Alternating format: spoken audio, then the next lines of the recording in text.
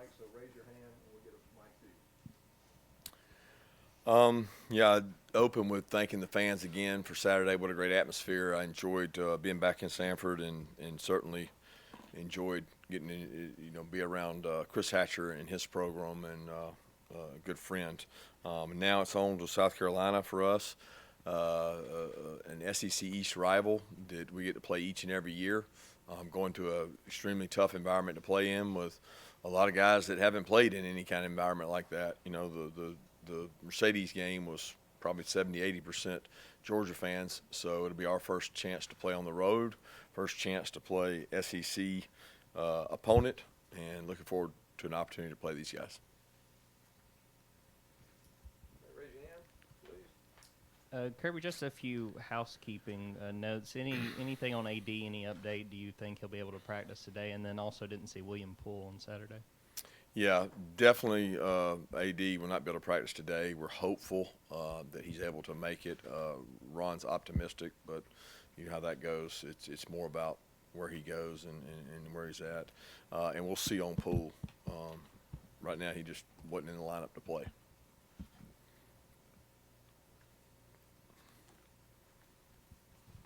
Just curious, Coach, having got to review the tape from this past weekend and knowing what you're facing in South Carolina, their defensive front, and the success Arkansas had running. How did you feel about your run game retrospectively this past week, and how much does it need to improve this week? Well, we got to improve everywhere.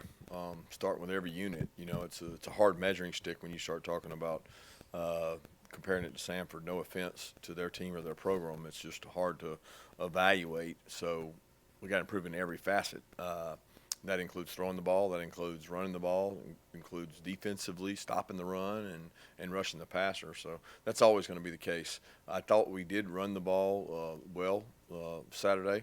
But again, it's a little different front, a little different coverage in terms of the way they played. But when you're getting 4 or 5 yards a rush, it's hard to complain about that. You got to do it at a higher level against a better opponent. Yeah, Kirby, kind of following up on the run game in the red zone, how much do you kind of view the run game as the key to getting things right in the red zone and being able to run the ball when space is condensed and everything like that? I think you got to have a run game to win tight ball games, to be a good physical team. And there's not a lack of confidence in our run game for me. I think people look at statistics, and that's all they look at. I look at it as what have we asked our guys to do. And there's a lot of things, no offense, that you guys don't understand about football. When you talk about passing and yardage, I would say probably 30 to 40% of the plays you're calling a pass or yardage is a run play. And they could be very successful run plays. The question is, are they more successful as a run play, or are they more successful when we decide to throw the ball out of that run play? So the evaluation for us is those plays are running plays. And a lot of times we put them in rushing yardage because they're actually replacing rushing yardage. I know that's really complicated, but that's the way we look at it. So we're not evaluating it just alone on how many times we rush the ball. Kirby, I assume one of those you're talking like what they call the long handoff, the high percentage passes when you're talking about substituting for the runs. I wanted to ask about Spencer Rattler, though, and I'm sure you saw the film. Some of those deep balls he threw, how much of an alert does your secondary need to be on for him and that South Carolina receiving core? Well, they got a great receiving core. They got really good wideouts, fast wideouts. Guys we struggled with last year. They got quarterbacks got an elite ability to throw the deep ball. He can throw the ball over 70 yards. Stretch the field, and he's an athlete. So when you start talking about, like we played against Bo, we know Bo can throw the ball. Bo can scramble. He's a guy that can move around. You got to be disciplined. You're going to have probably 5 to 6 snaps a game where you've got to use scramble rules. You got to plaster, take shots down the field. You got to win 50-50 balls. That doesn't change based on who we play. Everybody we play, especially in the SEC, is going to be challenging us down the field, and you got to be able to win those one-on-one matchups. They've got really talented guys to do that with.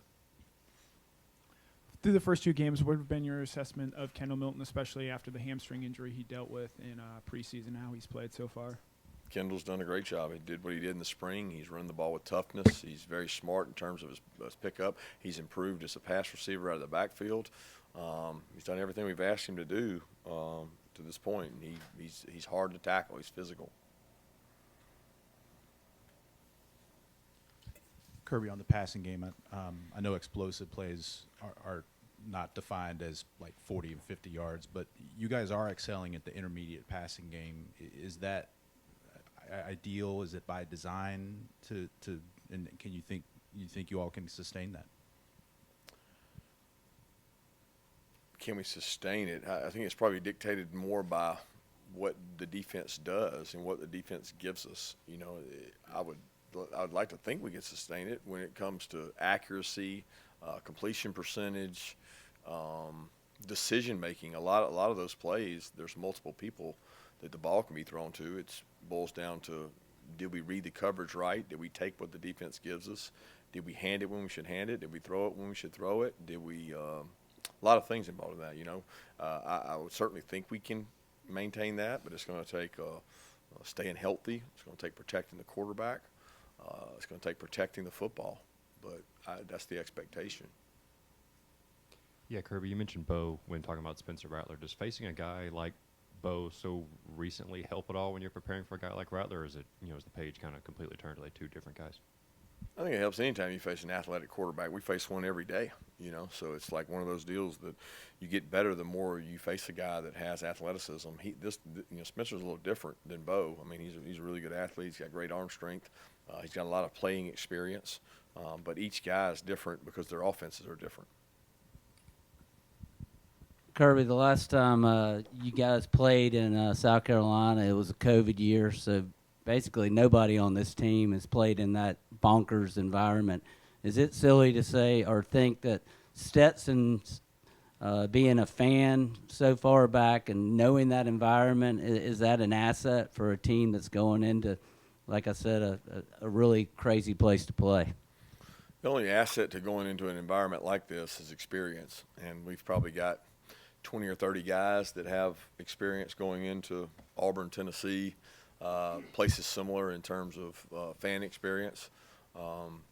So we've got some guys that can draw on experience. We've got some guys that'll lean on those guys because they'll be new. Anytime you go on the road for the first time, guys have to get comfortable with that. We had that a little bit in Atlanta in terms of not being on our own field, but it certainly wasn't the same kind of environment we're going into this time. And we'll have some guys that are young guys that have to lean on those older players. Kirby, how would you describe your offensive identity, and how has that evolved over the years that you've been here? It's evolved based on the players, and that'll never change, right? So when the strength of our team is the backs, then we feature the backs. The strength of the team is the tight ends. You try to feature the tight end. The strength of the team's quarterback, O-line. Right now the strength of this team is probably its depth up front, experience at quarterback, and distribution of the ball across the entire offense to make you defend 53 yards. So the evolution is based on what players you have. You guys are ranked number 1 in the AP poll, and talking with Cedric, it was sort of met with a shrug. What does it say about your program when you've gotten to that point and it's not that big of a deal to be the number 1 team in the country? It's never a big deal. It only matters at the end of the year. I don't know that we've spent many weeks outside the top 10, and it never mattered whether we were inside the top 10 or outside the top 10. It just is irrelevant. I mean, it's a lot more worried about how we execute a combo block than I am worried about what we're ranked, and hopefully the kids are the same way. Hey, Coach, just wanted to ask about Tyrion Ingram-Dawkins. Given that he is from South Carolina, you said when Channing Tindall went to play, you assigned him as a captain because you understood how much that game meant to him. This is Tyrion's homecoming game. I was wondering if you've been seeing him approach the game differently in practice and such. I hadn't seen him yet. So, I mean, it's he approached it the right way last week, but literally we have not seen the guys yet. I know he'll be excited. He's going back to play in South Carolina. He is from there. He's not going to be a captain this week, but Ty does a great job for us, and we'll see how he approaches the game as we start practicing. Coach, you just mentioned that one of the strengths of your team is your depth up front. What have you seen from rotation guys like Amarius Mims and Willock? And when it comes down to it, to more marquee matchups, how many guys would you like to rotate up front?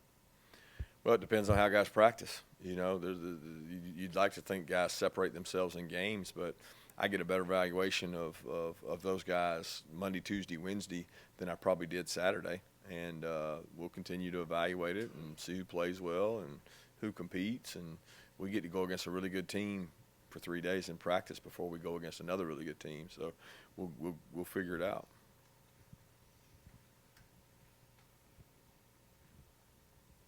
Over the years, I feel like you guys have been very intentional about having a mantra that the players can latch onto. This year, we've heard so much of "we won't be hunted." We've heard "nobody cares." Where did those come from, and how do you feel like they help the team kind of focus? They come from the players. The messaging comes from them, and you create an identity by what you believe in. And we've had a pretty good identity around here for a long time about being really physical. And the message might be tweaked game to game, year to year, but we hope the result in the process is the same, because we don't really change the approach based on who we play, based on scoreboard, based on anything. So the focus is on us, and that doesn't change. Kirby, what stood out when you hired Shane to the staff, and what really stands out to you about the job they've done over there in South Carolina so far? When we hired Shane, I'd known him for a long time.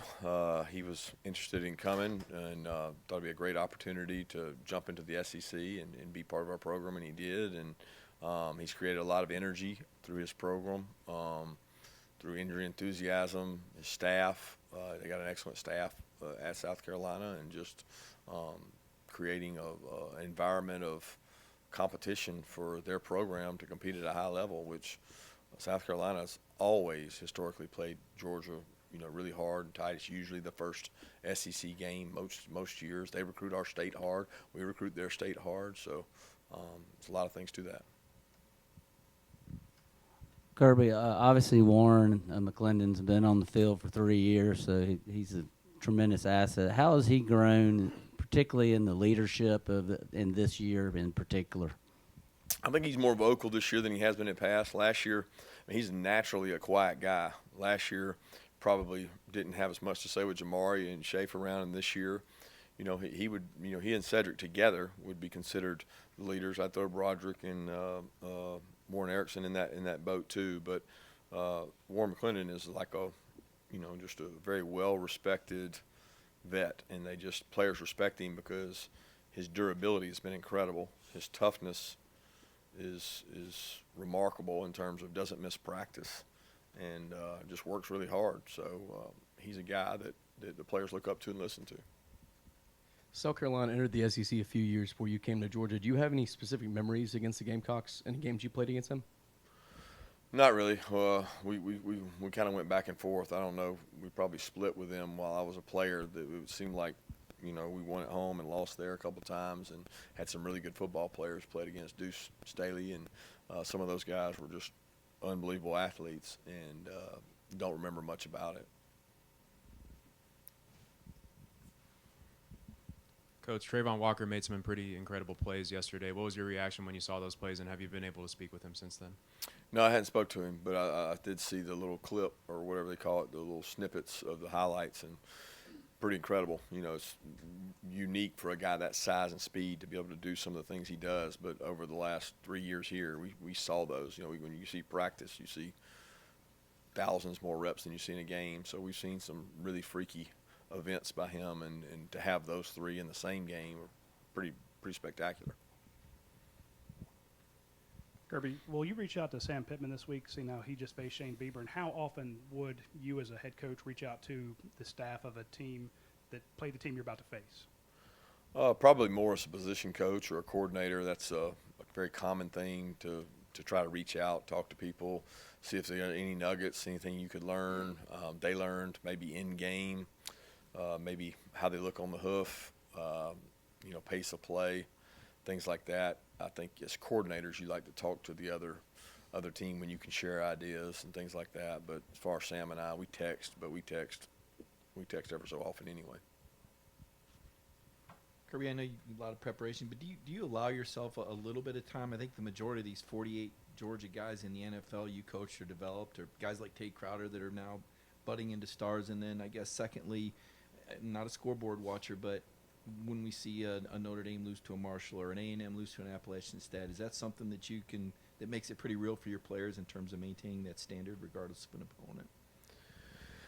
On the NFL front, I haven't talked to any of those guys. I try every now and then to shoot a guy a text when I think about them. I'll be honest, it hits me more when I'm watching our tape, a tape of us playing and one of them's on it, meaning you go back and watch an opponent from the year before, watch South Carolina game last year, and DK has a pick, and I send a text to him, or watching Sanford, saw Roquan Smith play in Sanford and shoot a text to him, thinking about him from when he was playing, but not necessarily because I don't get to watch NFL games and communicate with those guys. But and then as far as the upsets and stuff, guys, that really doesn't. It's part of college football. It can happen to anybody on any given day, and I really try to focus my attention on how we get better.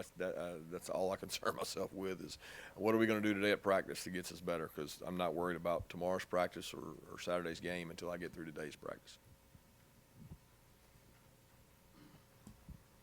Coach, saw that Malachi Starks started this past game, but obviously Dan Jackson still playing a lot. Chris is playing a lot, and several other safeties kind of in that rotation. Can you just talk about the back end a little bit and how you see that going forward with Malachi obviously needing to get on the field, but having such an experienced guy in Jackson?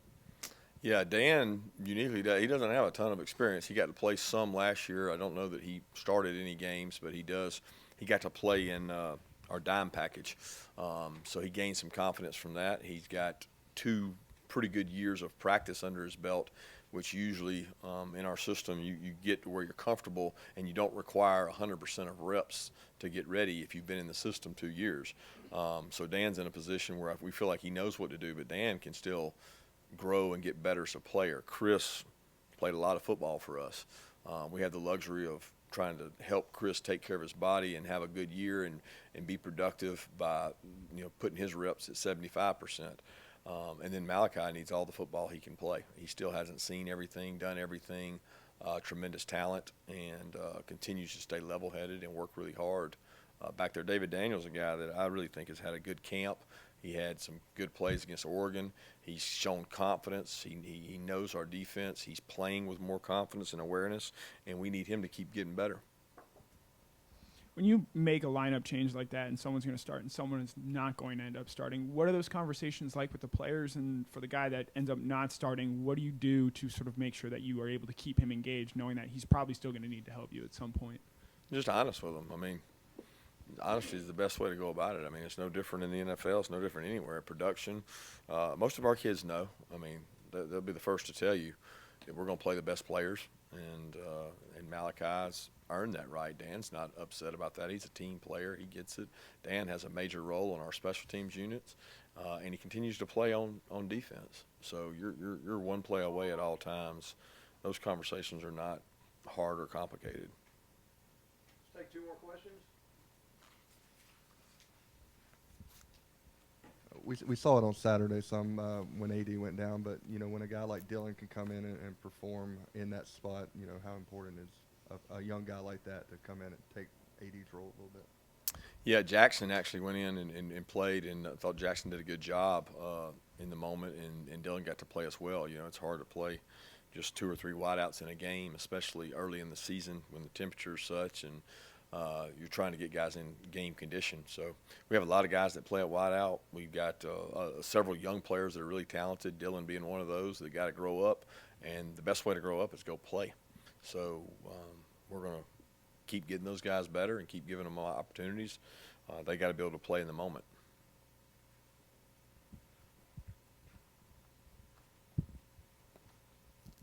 Kirby, can you give us an update on how Arian Smith is looking right now? Yeah, Arian's coming back. He's been able to do some weight-bearing running. He's been hitting some good speeds. Hopefully he'll be able to get back. We don't know when he's going to be back. It's doubtful he's back this week, but he is back running, and he's not 100%, but excited for what he's been able to do. He's not cutting and breaking. He's on the Ultra G. He's getting better, and you can see it in his eyes. He's getting healthier. Just I got no idea when he's going to be back.